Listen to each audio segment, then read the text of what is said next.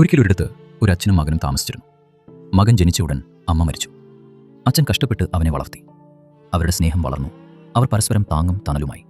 നാൾക്കുനാൾ അച്ഛൻ വയസ്സായി. മകൻ അച്ഛനെ കണ്ണിമജിമാതി നോക്കി. അച്ഛനു വേണ്ടി അവൻ രാപ്പകൽ ജോലി ചെയ്തു. ഒരു ദിവസം അസുഖം വന്ന അച്ഛൻ മകനെ വിളിച്ചു. മോനെ, എനിക്ക് നിന്നെ വിട്ടുപോകാൻ സമയമായി. എനിക്കൊരു അവസാന ആഗ്രഹമുണ്ട്. നീ ചെറുപ്പത്തിൽ കളിച്ചിരുന്ന ആ പഴയ പാർക്കാർക്ക് എനിക്കൊന്ന് കാണണം. മകൻ ഒരു നിമിഷം പോലും ആലോചിച്ചില്ല. അവൻ അച്ഛനെ വീൽ ചെയറിലിരുത്തി ആ പഴയ പാർക്കിലേക്ക് കൊണ്ടുപോയി. മരങ്ങളും കാഴ്ചകളും കണ്ട് അച്ഛൻ സന്തോഷിച്ചു. അവർ പഴയ തമാശകൾ ഓർത്തുചിരിച്ചു. മകൻ അച്ഛനിഷ്ടപ്പെട്ട ഭക്ഷണം വാങ്ങിക്കൊടുത്തു. അച്ഛനത് ആസ്വദിച്ച് കഴിച്ചു. സന്തോഷത്തോടെ അച്ഛൻ മകൻ്റെ തോളിൽ തട്ടി പറഞ്ഞു, മോനെ, എൻ്റെ അവസാന ആഗ്രഹം നീ എത്ര നന്നായി നിറവേറ്റിയെന്നറിയാമോ? എനിക്ക് വലിയ സന്തോഷമായി. സംസാരിച്ചുകൊണ്ടിരിക്കെ അച്ഛൻ പതിയെ മകൻ്റെ തോളിലേക്ക് ചാഞ്ഞു. അച്ഛൻ പോയിരുന്നു. മകന് ദുഃഖം തോന്നിയെങ്കിലും അച്ഛൻ സന്തോഷത്തോടെയാണ് യാത്രയായതെന്നോർത്ത് അവൻ ആശ്വസിച്ചു. നമ്മുടെ ജീവിതത്തിലെ ഏറ്റവും വലിയ ശക്തിയും പ്രചോദനവുമാണ് അച്ഛൻ. അദ്ദേഹത്തിൻ്റെ ത്യാഗങ്ങളെ വിലമതിക്കുക. അദ്ദേഹത്തിന് വേണ്ടി സമയം കണ്ടെത്തുക. ആ സ്നേഹബന്ധം എപ്പോഴും നിലനിർത്തുക.